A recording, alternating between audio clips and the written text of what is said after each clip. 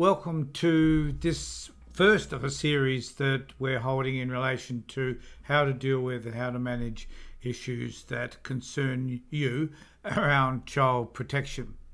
And the first thing, so I need to say at the outset that we're running a number of these sessions that will form a series discussing every aspect of child protection from the point that we're talking about today, which is about when child protection arrive at your door, what do you do, right through to what we understand about the legal process, and then when the child is returned to you, what things do you need to be mindful of. So this is a thumbnail sketch, I guess, of ideas that we have about how you can best manage a situation which perhaps you're not accustomed to and probably aren't. So what we're going to start with today is our title, which was what do we do when child protection services arrive? How do we manage that experience? And what are the processes that we need to be mindful of at the moment they arrive at your door? I think the first thing to be conscious of is the fact that for many of us, when they do turn up, we're surprised that they're there. We're going to want to know why it is that they're there, what are the notifications that have caused them to be concerned, and we need to know whether or not we're in a position to be able to have a conversation with a social worker about the situation. Now, you'll find two things are likely to happen. Number one is there's a few things actually, but number one is they may send you a letter stating that there are concerns around your child or children and that they want you to come into the office to have a conversation with them. Now, if they do that, I can assure you that the issue that they want to raise with you is not one in which they're going to decide to remove your children or child at that point.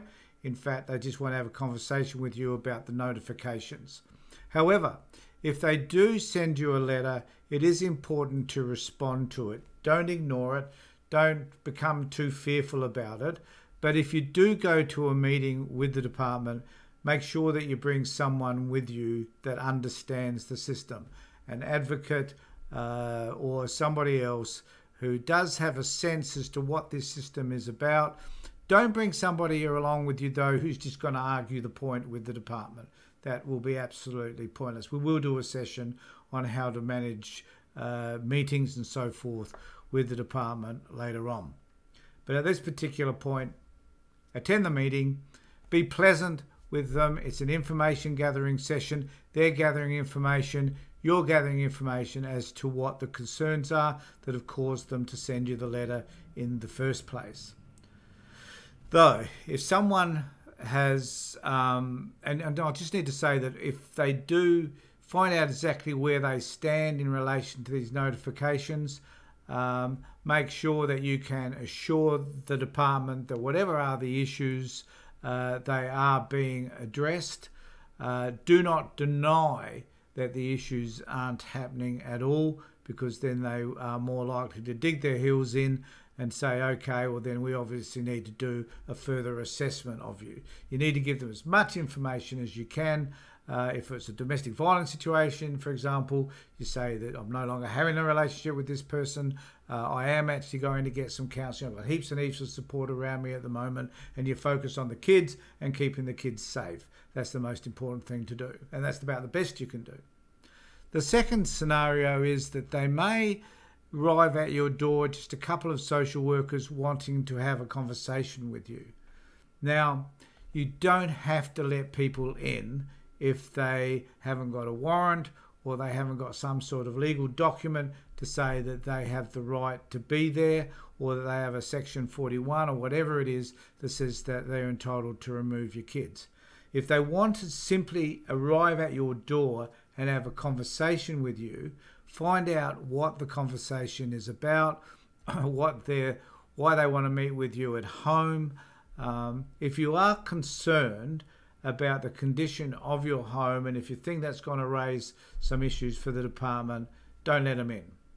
If you think the house is relatively clean and neat and tidy and you can present well, then certainly invite them in to have that conversation. And as I said earlier, whatever are the issues that they want to address, then address them in the most honest way that you can.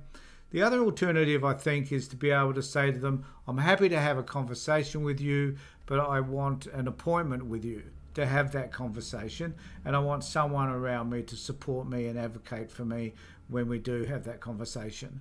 You don't have to invite them in, and you can be pleasant with them. If they become a little aggressive or annoyed with you, then you just highlight the fact that this is your right, that it isn't about not having this conversation. In a couple of days' time, perhaps you'll be able to have that conversation with them, but not right now because you don't have anybody there to support you. It is important, though, to remember that you need another party there making notes, taking notes of what the department concerns are and your response to those concerns from the outset. Don't be caught off guard by thinking that they're the ones with the power and authority and that they can do or say whatever they want, because they can't. You do have rights, and one of those rights is to have an advocate or somebody with you. You also have a right to decline a meeting. So you can say to them, I don't want it. If they say to you, I'm going to get the police, I'm going to wait till the police get here, then the situation changes from that point on. So you could say to them, well, look, I understand that you want to get the police here, but can you explain to me why you want the police specifically to be here at this particular point in time? I've told you I'm okay about having a conversation with you. Can we do it at another time, though, when I've got someone here to represent me? And if they do insist on calling the police, which sometimes they do, they get a phone call to the police and the police turn up, then you need to ask them why it is they think it's necessary to have the police present. If there is a domestic violence situation and the perpetrator of DV is in the house, this is their justification for having the police present. But normally, if they're aware of that in the first instance, they will probably make sure that the police are present anyway, which brings us to the third point. If the police are present and they wish to have a conversation with you, then you have to have that conversation, because otherwise you're putting yourself in a position where they'll say you won't have the conversation. They will say that you're the aggressor, even if you choose not to be, and they will come in and they will just automatically remove your children. The chances are, though, that if the police are present, that they will be there to remove your children anyway. So the most important thing that I can say about this particular process is that you have to maintain your calmness. If anybody in your household becomes aggressive, that will be a stroke against you, which they will repeat over and over again. The other thing, even though you might find them hostile to you because they're doing something that you simply don't want them to do, namely removal of children, you must ensure that under every circumstances you do not become aggressive, or anybody in the household that's there at the time becomes aggressive. The moment you put a social worker or another worker offside, you are behind the 8 ball. I've known from my own experience that the parents, even though it's an extremely emotive time, those parents that are able to not get, I'm not suggesting that you don't cry or that you don't express your emotions appropriately. Obviously you should. But the reality is that if you become aggressive, that they will see that as an indicator that these children should not be in your care because of your aggression. So be emotional, certainly, but do not get aggressive. Do not call people names. Do not threaten people, because that is something they will continually use against you. You have to remember, as hard as this is to understand, you have to remember that if they're going to remove your children eventually, even if they don't so at that time, the relationship that you need to build with them is going to be critical. If they see you as violent and abusive, then you're in trouble. If they see your home as being a complete pigsty and a mess and an unsafe place for kids, you are also behind the 8 ball. So make sure that your behaviour is impeccable, emotional as it might be, but make sure that it's as best as it can be under the circumstances, so that you can ensure that the relationship that potentially you can build with the social workers is the best that it can be.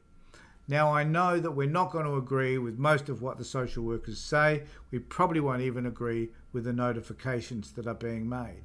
And I'll have another session later on about how to approach notifications and the best way to discuss whatever notification has been made.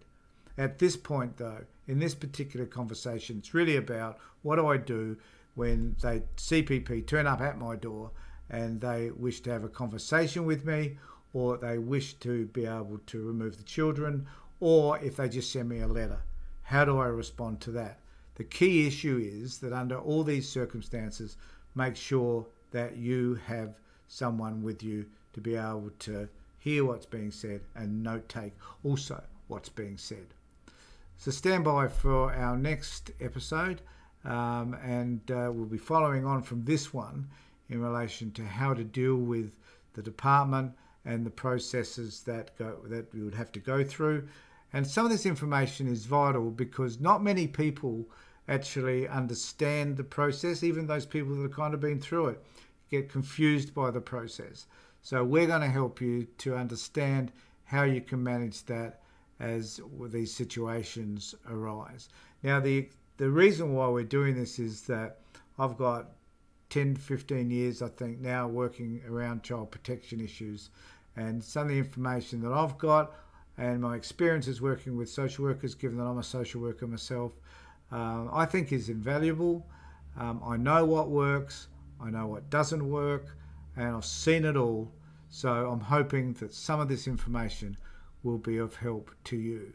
If you've got any comments about any of this, please list them in the comment section if you're watching this on YouTube, or in the comment section if you're watching this on Facebook. And if you're watching it on YouTube, please subscribe to us so that you get all the alerts for some of these conversations that will be happening later. That's it. Thanks, folks. Take care of yourself and be safe.